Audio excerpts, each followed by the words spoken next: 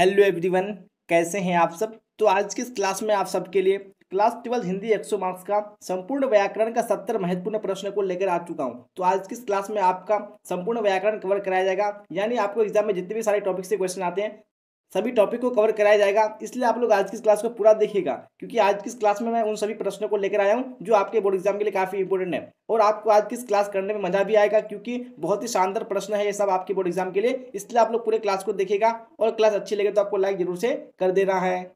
और आपने अभी तक इस चैनल को सब्सक्राइब नहीं किया तो वो सबसे पहले चैनल को सब्सक्राइब कर लेना है, ताकि मैं जितनी भी इंपॉर्टेंट क्लास लेके आऊँ आपको सबसे पहले नोटिफिकेशन मिले और आप टाइम पे क्लास में अटेंड हो सके। तो बिना टाइम को वेस्ट किए हम लोग क्वेश्चन की ओर चलेंगे। और जैसा कि मैंने बता दिया कि आज की क्लास में उन सभी क्वेश्चन को लेकर आया हूँ जो काफी मजेदार क्वेश्चन है, यानी आपको क्लास करने में मजा भी आएगा और आपके लिए बोर्ड एग्जाम के लिए काफी इंपॉर्टेंट भी है। इसलिए आप लोग साथ साथ में आंसर देते चलेंगे कौन सा ऑप्शन राइट होगा। तो यहाँ पे फर्स्ट क्वेश्चन स्क्रीन पे आ चुका है, पूछा गया है कि विद्यालय का संधि विच्छेद है। तो विद्यालय का संधि विच्छेद क्या हो जाएगा, यहाँ पे आप सबको राइट आंसर बताने हैं। तो यहाँ पे सबसे पहले आप लोग ऑप्शंस को देखिए, फिर आंसर कीजिए कौन सा ऑप्शन राइट होगा। जी हाँ, तो बिल्कुल आप सबने सही आंसर दिया है, यानी ऑप्शन नंबर भी बिल्कुल राइट हो जाएगा, यानी विद्याजुर आलय। तो अब बढ़ेंगे हम लोग नेक्स्ट क्वेश्चन, क्वेश्चन नंबर 2 की ओर। जी हाँ, 2 भी आ चुका है। क्या पूछा गया, आंसर कीजिए आप लोग। संचय का संधि विच्छेद होगा। तो संचय का संधि विच्छेद क्या हो जाएगा, तो यहाँ पे देखिए, क्योंकि आपको एग्जाम में संधि विच्छेद से भी क्वेश्चन आते हैं, इसलिए मैं आपका ये टॉपिक लेकर आ चुका हूँ। तो यहाँ पे 2 में कौन सा ऑप्शन हो जाएगा, बिल्कुल आप सबने सही आंसर दिया है, यानी समजोड़ चय। तो संचय का संधि विच्छेद क्या हो जाएगा, समजोड़ चय। तो अब बढ़ेंगे हम लोग नेक्स्ट क्वेश्चन, क्वेश्चन नंबर 3 की ओर। तो क्वेश्चन नंबर 3 को भी देखिए, फिर आंसर कीजिए कौन सा ऑप्शन राइट होगा। यथोचित का संधि विच्छेद है। तो यथोचित का संधि विच्छेद क्या हो जाएगा, जैसा कि आप लोग क्वेश्चन को देख पा रहे होंगे क्या कितना इंपॉर्टेंट क्वेश्चन है। तो यहाँ पे 3 में कौन सा ऑप्शन राइट होगा, बिल्कुल बिल्कुल यहाँ पे ऑप्शन नंबर ए हो जाएगा, नहीं यथाजोड़ उचित बराबर क्या हो जाएगा, यथोचित। चलिए पढ़ेंगे हम लोग नेक्स्ट क्वेश्चन, क्वेश्चन नंबर 4 की ओर। जी हाँ, 4 में पूछा गया है कि नीरव का संधि विच्छेद है। तो नीरव का इनमें से कौन सा संधि विच्छेद है आप सबको बताने हैं। तो यहाँ पे सबसे पहले आपको ऑप्शंस को, इन सारे ऑप्शंस को देखना है, फिर आपको आंसर देने की कोशिश करना है। तो यहाँ पे क्वेश्चन नंबर 4 में ऑप्शन नंबर सी बिल्कुल राइट हो जाएगा, नहीं निहिजोर रव हो जाएगा, यानी ऑप्शन नंबर सी बिल्कुल राइट हो जाएगा। चलिए पढ़ेंगे हम लोग क्वेश्चन नंबर 5 की ओर। जी हाँ, 5 भी आ चुका है। पूछा गया है कि तथापि का संधि विच्छेद है। तो तथापि का संधि विच्छेद इनमें से क्या है आप सबको बताने। तो 5 में कौन सा ऑप्शन राइट होगा, बिल्कुल ऑप्शन नंबर बी हो जाएगा, यानी तथाजुर अपि आप बराबर क्या हो जाएगा, तथापि। अब बढ़ेंगे हम लोग क्वेश्चन नंबर 6 की ओर। जी हाँ, तो 6 को भी देखिए, पूछा गया है कि अतिशय में कौन सा उपसर्ग है। तो अतिशय में इनमें से कौन सा उपसर्ग आया है आप सबको बताने हैं, और अतिश अति या इनमें से कोई नहीं। तो यहाँ पे 6 में ऑप्शन नंबर सी बिल्कुल राइट हो जाएगा, नहीं अति उपसर्ग आया है। चलिए पढ़ेंगे हम लोग नेक्स्ट क्वेश्चन, क्वेश्चन नंबर 7 की ओर। जी हाँ, 7 भी आ चुका है। पूछा गया है कि स्वागत में उपसर्ग है। तो स्वागत में इनमें से कौन सा उपसर्ग है आप सबको बताने हैं। तो यहाँ पे 7 को देखिए, फिर आंसर कीजिए कौन सा ऑप्शन राइट होगा। तो बिल्कुल यहाँ पे 7 में जो ऑप्शन नंबर ए है बिल्कुल राइट हो जाएगा, नहीं सु। चलिए पढ़ेंगे हम लोग नेक्स्ट क्वेश्चन, क्वेश्चन नंबर 8 की ओर। जी हाँ, 8 भी आ चुका है। स्क्रीन पूछा गया है कि प्रभुता में कौन सा प्रत्यय है, इनमें से कौन सा प्रत्यय प्रभुता में लगा है आप सबको बताने हैं। यहाँ पे 8 में कौन सा ऑप्शन राइट हो जाएगा, फटाफट से देखिए, फिर आंसर कीजिए कौन सा ऑप्शन राइट है। तो बिल्कुल आप सबने सही आंसर दिया है, यानी प्रभुता में जो प्रत्यय लगा है वो ता लगा है, इसलिए क्या हो जाएगा, ऑप्शन नंबर ए राइट हो जाएगा।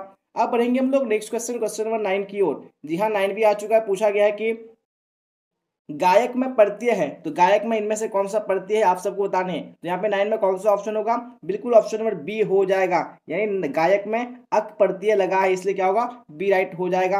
अब बढ़ते हैं हम लोग क्वेश्चन नंबर 10 की ओर। जी हाँ, 10 भी स्क्रीन पे आ चुका है। पूछा गया है कि बाछा खिलना मुहावरा का अर्थ है। तो बाछा खिलना मुहावरा का क्या अर्थ है यहाँ पे आपको बताने हैं। तो यहाँ पे 10 में कौन सा होगा, बिल्कुल सही आंसर हो जाएगा ऑप्शन नंबर सी, यानी अत्यंत प्रसन्न होना हो जाएगा।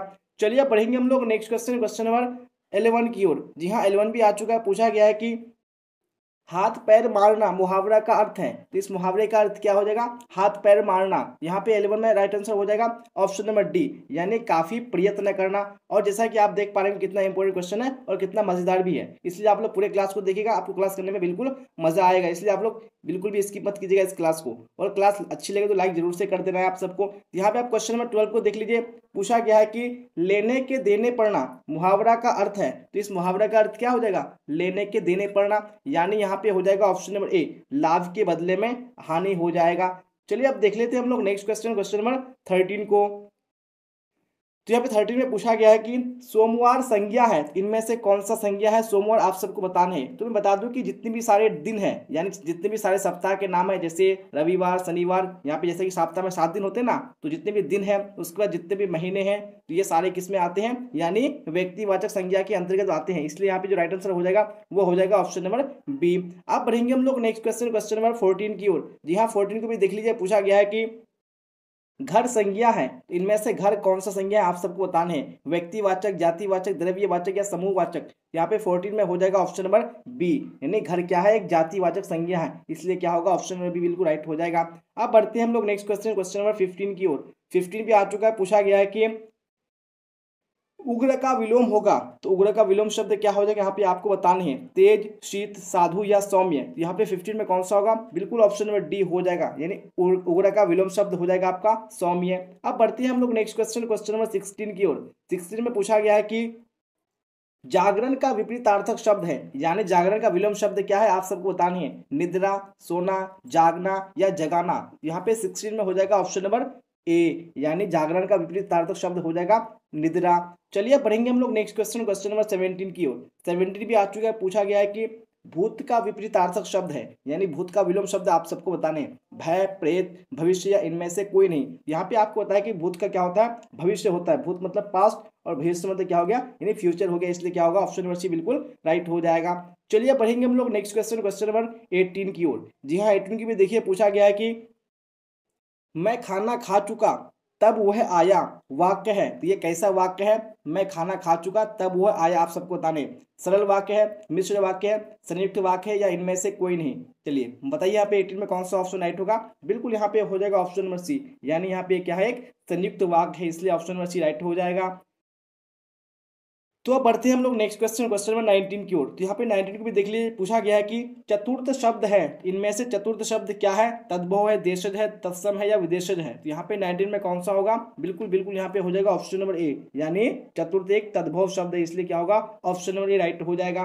अब बढ़ते हैं हम लोग नेक्स्ट क्वेश्चन, क्वेश्चन नंबर 20 की ओर। 20 भी आ चुका है, स्क्रीन पे पूछा गया है कि खिड़की शब्द है, यहाँ पे बताने की खिड़की कौन सा शब्द है, देशज है, तद्भव है, विदेशज है या तत्सम है। तो यहाँ पे 20 में कौन सा ऑप्शन राइट होगा, बिल्कुल यहाँ पे हो जाएगा ऑप्शन नंबर सी, यानी खिड़की एक विदेशज शब्द है। अब बढ़ते हैं हम लोग नेक्स्ट क्वेश्चन, क्वेश्चन नंबर 21 की ओर। जी हाँ, 21 भी आ चुका है, पूछा गया है कि बखूबी कौन समास है, तो बखूबी कौन समास का उदाहरण है, आप सबको बताने हैं। द्वंद्व, द्विगु, अवयवी भाव या कर्मधारय। इनमें से 21 में कौन सा राइट होगा, बिल्कुल ऑप्शन नंबर सी हो जाएगा, यानी अवयवी भाव समास है। चलिए बढ़ते हैं हम लोग नेक्स्ट क्वेश्चन, क्वेश्चन नंबर 22 की ओर। जी हाँ, 22 भी आ चुका है, पूछा गया है कि रस भरा कौन समास है, इनमें से रस भरा कौन सा समास है, आप सबको बताने। कर्मधारय, तत्पुरुष, द्वंद्व या द्विगु।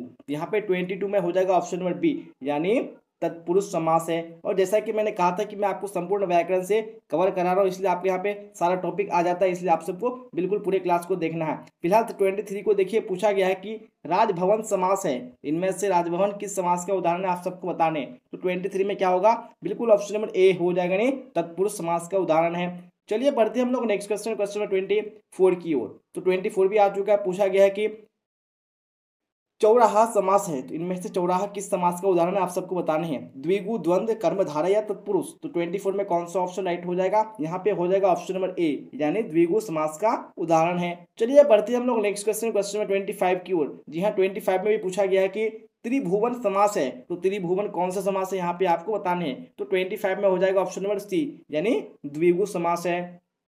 अब देख लेंगे हम लोग नेक्स्ट क्वेश्चन, क्वेश्चन नंबर 26 को। जी हाँ, 26 भी आ चुका, पूछा गया है कि जो कहा ना जा सके कहलाता है, तो जो कहा ना जा सके उसको एक शब्द में क्या बोलेंगे, यहाँ पे आपको बताने हैं।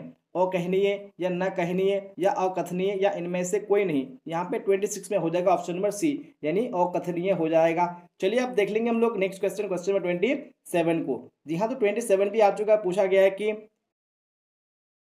जिसका कोई नाथ ना हो कहलाता है, तो जिसका कोई नाथ ना हो क्या कहलाता है, यहाँ पे आपको एक शब्द में बताने हैं। न नाथ या सनाथ या अनाथ या बिना नाथ। तो यहाँ पे 27 में हो जाएगा ऑप्शन नंबर सी, यानी जिसका कोई नाथ नहीं होता है उसको, यानी वो अनाथ कहलाता है, इसलिए ऑप्शन नंबर सी राइट हो जाएगा। अब बढ़ती है हम लोग क्वेश्चन नंबर 28 की ओर। तो 28 में भी पूछा गया है कि कर्म का विशेषण है, तो यहाँ पे हम लोग विशेषण की ओर आ चुके हैं। तो कर्म का विशेषण यहाँ पे क्या हो जाएगा, आप सबको बताने हैं।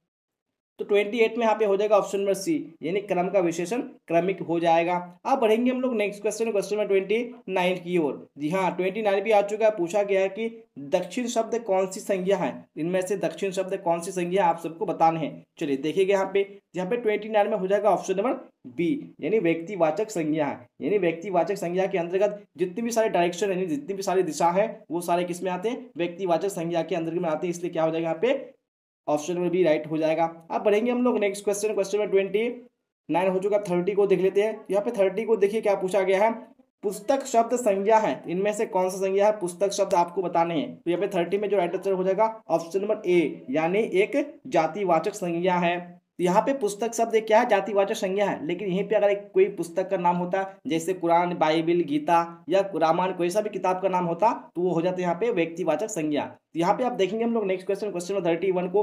और इससे पहले आपने क्लास को अगर लाइक नहीं किया तो आपको लाइक जरूर से कर देना है, क्योंकि मैं आपको आज की इस क्लास में उन सभी क्वेश्चन को कवर करा रहा हूँ जो आपके बोर्ड एग्जाम के लिए काफी इंपॉर्टेंट है। इसलिए आप लोग लाइक जरूर से कर दीजिएगा और शेयर भी कर दीजिएगा। और आपने सब्सक्राइब नहीं किया तो आपको बिल्कुल भी देरी नहीं करना है, क्योंकि मैं आप सबको इस चैनल पर उन सभी क्वेश्चन को कवर कराने वाला हूँ जिनसे आपको सीधे क्वेश्चन बोर्ड एग्जाम में आएगा। इसलिए आप लोग सब्सक्राइब करके बेल आइकन को जरूर से प्रेस कर लीजिए। फिलहाल 31 को देखिए, फिर आंसर कीजिए कौन सा ऑप्शन राइट होगा। कुर्सी शब्द संज्ञा है, इनमें से कुर्सी शब्द कौन सा संज्ञा है आप सबको बताने हैं। तो यहाँ पे 31 में देखिए, फिर आंसर कीजिए कौन सा राइट होगा। तो बिल्कुल हो जाएगा ऑप्शन नंबर बी, यानी ये क्या है, जातिवाचक संज्ञा है। तो अब बढ़ते हैं हम लोग नेक्स्ट क्वेश्चन नंबर 32 की ओर। जी हाँ, 32 भी आ चुका है। पूछा गया है कि अर्थ के विचार से संज्ञा के कितने प्रकार हैं। तो कितने प्रकार के होते हैं संज्ञा अर्थ के विचार से आप सबको बताने हैं। तो यहाँ पे 32 पे राइट आंसर हो जाएगा ऑप्शन नंबर बी, यानी 5 प्रकार के होते हैं। तो अब बढ़ते हैं हम लोग नेक्स्ट क्वेश्चन 33 की ओर। जी हाँ, 33 भी आ चुका है। पूछा गया है कि कौन सा शब्द जातिवाचक संज्ञा नहीं है, यानी यहाँ पे कौन सा शब्द है जो जातिवाचक संज्ञा नहीं है, आपको यहाँ पे वो चूज करने हैं। जवान, बालक, सुंदर या मनुष्य। यहाँ पे 33 में क्या हो जाएगा, बिल्कुल यहाँ पे जो हमारा जवान है ये भी एक जातिवाचक संज्ञा है, बालक भी जातिवाचक संज्ञा है, उसके बाद मनुष्य भी जातिवाचक संज्ञा है। लेकिन यहाँ पे जो सुंदर है ये जातिवाचक संज्ञा नहीं है, क्योंकि ये क्या है, ये भाववाचक संज्ञा, इसलिए ऑप्शन नंबर सी बिल्कुल राइट हो जाएगा। अब बढ़ेंगे हम लोग नेक्स्ट क्वेश्चन नंबर 34 की ओर। जी हाँ, 34 भी आ चुका है। पूछा गया है कि निम्नलिखित शब्दों में भाववाचक संज्ञा नहीं है। तो यहाँ पे कौन सा शब्द है जो भाववाचक संज्ञा नहीं है, आप सबको बताने हैं। मानवता, सहायता, जीवन या परिवार। जैसा कि आप देख पा रहे होंगे यहाँ पे 34 में ऑप्शन नंबर जो ए है वो भी क्या है, एक भाववाचक संज्ञा मानवता। उसके बाद सहायता, ये भी क्या है, भाववाचक संज्ञा है। यहाँ पे जीवन भी क्या है, भाववाचक संज्ञा है। लेकिन ऑप्शन नंबर डी में जो दिया हुआ परिवार, ये भाववाचक संज्ञा नहीं है, यह एक समूहवाचक संज्ञा है। इसलिए क्या हो जाएगा, ऑप्शन नंबर डी बिल्कुल राइट हो जाएगा। तो अब बढ़ेंगे हम लोग नेक्स्ट क्वेश्चन 35 की ओर। 35 भी आ चुका है। पूछा गया है कि नेताजी भाषण दे चुके हैं, नेताजी की संज्ञा का उदाहरण है। यहाँ पर नेताजी कौन सी संज्ञा का उदाहरण है आप सबको बताने हैं। जैसा कि 35 में यहाँ पे राइट आंसर हो जाएगा ऑप्शन नंबर ए, यानी यह एक जातिवाचक संज्ञा है। क्योंकि यहाँ पे नेताजी से पूरे नेता जाति का बोध हो रहा है, लेकिन यहीं पे अगर कोई पार्टिकुलर नेता का नाम आएगा तो वो हो जाएगा व्यक्तिवाचक संज्ञा। इसलिए यहाँ पे क्या होगा, ऑप्शन नंबर ए बिल्कुल राइट हो जाएगा। तो अब बढ़ेंगे हम लोग नेक्स्ट क्वेश्चन नंबर 36 की ओर। जी हाँ, 36 भी आ चुका है। पूछा गया है कि टिकना शब्द का भाववाचक होगा। तो टिकना शब्द का भाववाचक यहाँ पे क्या होगा आप सबको बताने हैं। यहाँ पे 36 में देखिए कौन सा राइट होगा, बिल्कुल ऑप्शन नंबर सी हो जाएगा, नहीं टिकना का टिकाऊ हो जाएगा, नहीं ऑप्शन नंबर सी राइट हो जाएगा। चलिए बढ़ेंगे हम लोग नेक्स्ट क्वेश्चन 37 की ओर। 37 भी आ चुका है। पूछा गया है कि निम्नलिखित शब्दों में से कौन सा शब्द संज्ञा है, इनमें से कौन सा शब्द है जो एक संज्ञा है, आपको बताने हैं। क्रुद्ध, क्रोध, क्रोधी या क्रोधित। यहाँ पे 37 में कौन सा राइट होगा, तो यहाँ पे 37 में ऑप्शन नंबर बी बिल्कुल राइट हो जाएगा, यानी क्रोध। जी हाँ, तो बढ़ते हैं हम लोग नेक्स्ट क्वेश्चन 38 की ओर। तो यहाँ पे क्वेश्चन नंबर 38 को देखिए, फिर आंसर कीजिए कौन सा राइट होगा। इनमें से भाववाचक संज्ञा नहीं है, इनमें से कौन सा भाववाचक संज्ञा नहीं है आप सबको बताने हैं। हिमालय, जीत, गुनी या रोना। यहाँ पे आप लोग देख के कह देंगे कि जो यहाँ पे हिमालय है ये भाववाचक संज्ञा नहीं है, क्योंकि हिमालय क्या है, ये एक व्यक्तिवाचक संज्ञा है। इसलिए यहाँ पे ऑप्शन नंबर ए राइट हो जाएगा। तो बढ़ते हैं हम लोग क्वेश्चन नंबर 39 की ओर। जी हाँ, 39 भी आ चुका है। पूछा गया है कि निम्नलिखित में भाववाचक संज्ञा कौन सी है, इनमें से कौन सी भाववाचक संज्ञा आप सबको बताने हैं। शत्रुता, वीर, मनुष्य या गुरु। तो यहाँ पे आपको देख के लग रहा होगा कि ऑप्शन नंबर जो ए में दिया हुआ शत्रुता, शत्रुता क्या है, यह एक भाववाचक संज्ञा है, यानी ऑप्शन नंबर ए बिल्कुल राइट हो जाएगा। तो बढ़ते हैं हम लोग क्वेश्चन नंबर 39 हो चुका है। 40 को देख लेते हैं। 40 में पूछा गया है कि निम्नलिखित में से कौन सा एक जातिवाचक संज्ञा नहीं है, कौन सा एक जातिवाचक संज्ञा नहीं है आप सबको बताने हैं। पूजा, भूल, चुनाव, ये सभी। यहाँ पे जो 40 में राइट आंसर हो जाएगा ऑप्शन नंबर डी हो जाएगा जी हाँ, क्योंकि ये सभी जो है एक जातिवाचक संज्ञा नहीं है, इसलिए क्या होगा ऑप्शन नंबर डी बिल्कुल राइट हो जाएगा। तो बढ़ेंगे हम लोग क्वेश्चन नंबर 41 की ओर। 41 भी आ चुका है, पूछा गया है कि निम्नलिखित संज्ञा विशेषण जोड़ी में कौन सा सही नहीं है। यहाँ पे कौन सा संज्ञा और विशेषण की जोड़ी है जो बिल्कुल भी सही नहीं है। विष का विषैला, पिता का पैतृक, आदि का आदिम, प्रांत का प्रांतिक। यहाँ पे 41 में जो राइट आंसर हो जाएगा वो होगा ऑप्शन नंबर डी, क्योंकि यहाँ पे जो आपको दिया हुआ पहला नंबर में विष का विषैला, ये संज्ञा विशेषण की जोड़ी बिल्कुल सही है। पिता का पैतृक भी सही है, आदि का आदिम भी सही है, लेकिन यहाँ पे जो ऑप्शन नंबर डी दिया हुआ प्रांत का प्रांतिक, ये बिल्कुल भी सही नहीं है, इसलिए ऑप्शन नंबर डी बिल्कुल राइट हो जाएगा। तो अब बढ़ेंगे हम लोग क्वेश्चन नंबर 42 की ओर। जी हाँ 42 भी आ चुका है, देखिए फिर आंसर कीजिए कौन सा ऑप्शन राइट होगा।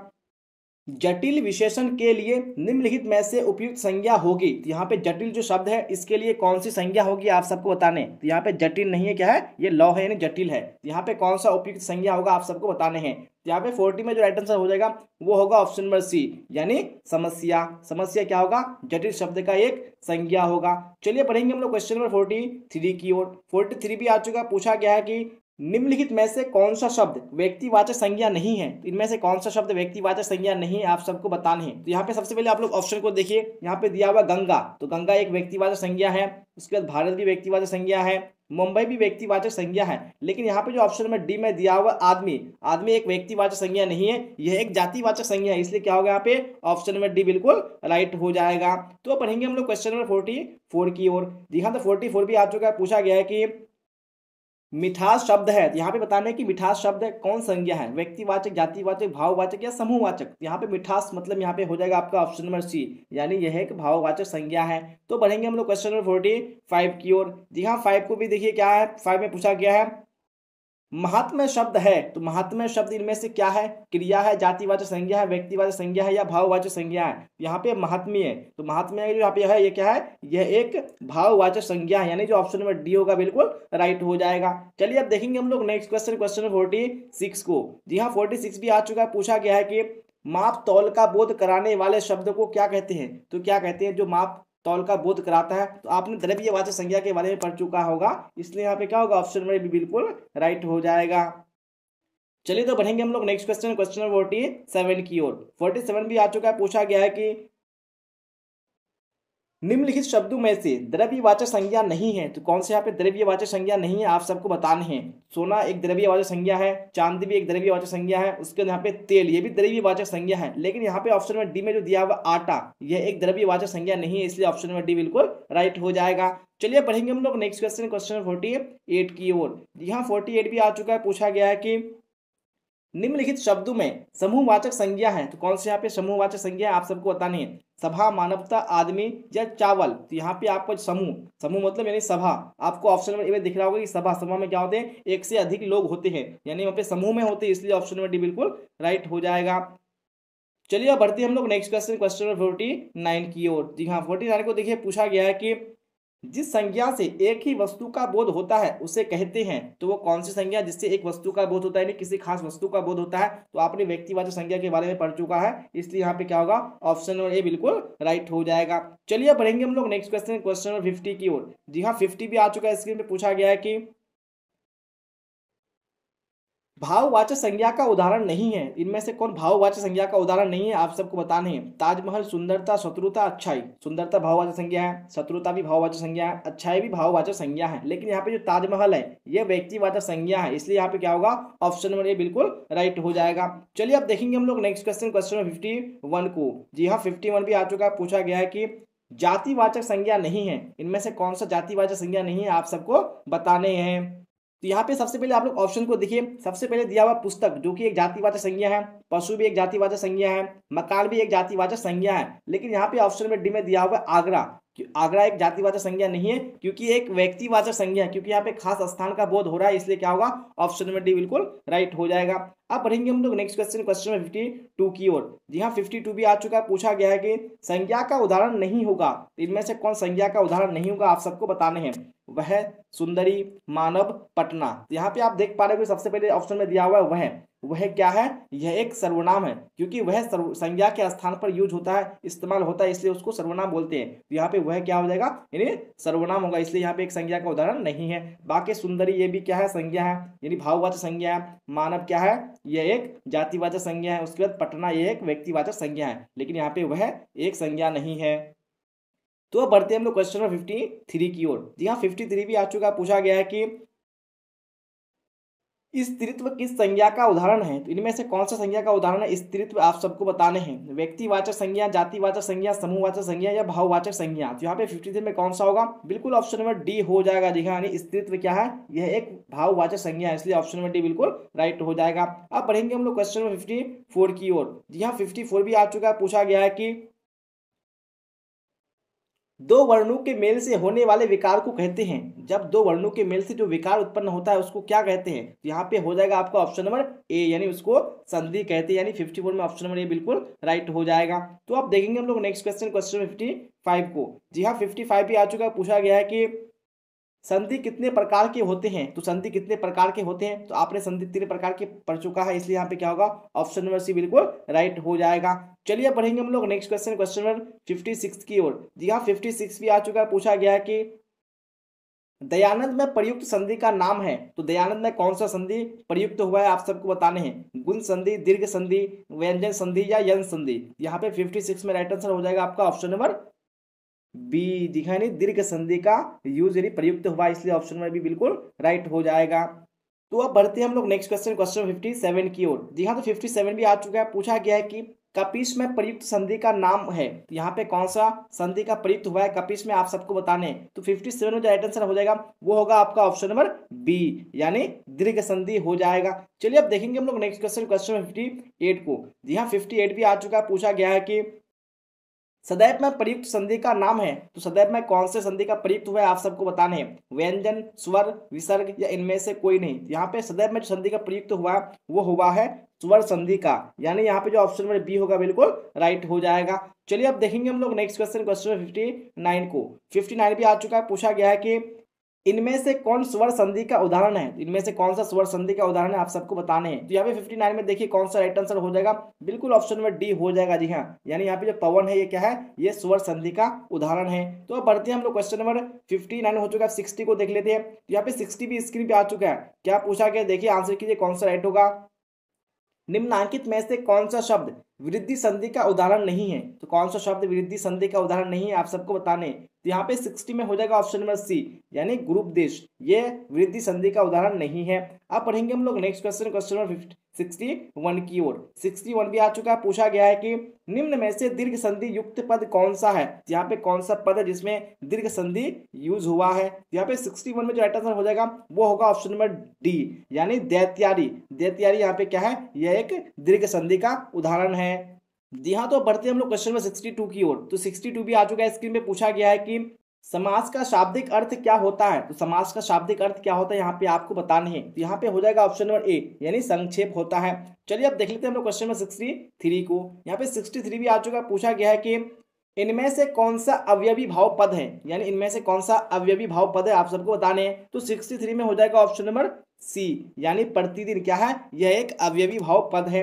अब पढ़ेंगे हम लोग क्वेश्चन नंबर 64 की ओर। 64 में पूछा गया है कि निम्न में से कौन सा कर्मधारय समास है। इनमें से कौन सा कर्मधारय समास है, आप सबको बताने। तो यहाँ पे 64 में हो जाएगा ऑप्शन नंबर सी, यानी श्वेतांबर क्या हो जाएगा, यह एक कर्मधारय समास है। अब बढ़ते हैं हम लोग क्वेश्चन नंबर 65 की ओर। यहाँ पे पूछा गया है कि गजानन में कौन सा समास है। तो गजानन में कौन सा समास है यहाँ पे आपको बताने। तो 65 में हो जाएगा ऑप्शन नंबर बी, यानी बहुव्रीहि समास है। अब बढ़ते हैं हम लोग क्वेश्चन नंबर 66 की ओर। जी हाँ, 66 भी आ चुका है, पूछा गया है कि देवासुर में कौन सा समास है। तो देवासुर में कौन सा समास आया है आपको बताने। तो 66 में हो जाएगा ऑप्शन नंबर डी, यानी द्वंद्व समास है। अब बढ़ेंगे हम लोग क्वेश्चन नंबर 67 की ओर। तो यहाँ पे 67 भी आ चुका है, पूछा गया है कि